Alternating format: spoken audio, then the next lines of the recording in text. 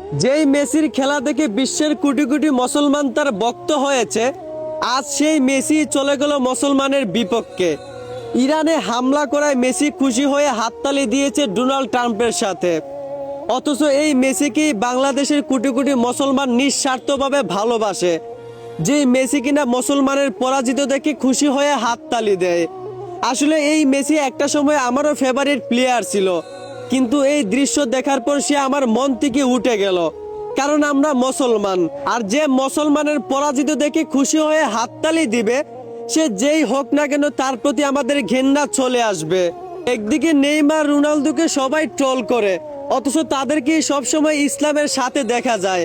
আর এই মেসিকে, যাকে কোটি কোটি মানুষ নিঃস্বার্থভাবে ভালোবাসে, সেই মেসিকেই আজ মুসলমানের বিপক্ষে দেখা যাচ্ছে। আসলে আমরা বাঙালিরা কখনো বিবেক দিয়ে কাজ করি না। সামান্য একজনের খেলা দেখে তার প্রতি এমন ভক্ত হয়ে যাই যে আমরা নিজের ধর্মটাকেই ভুলে যাই। যাই হোক, এসব কোনো ব্যাপার না। কোনো খেলোয়াড়ের হাততালিতে মুসলমানের বিজয় আটকাবে না। ইনশাল্লাহ ইরানের বিজয় হবে।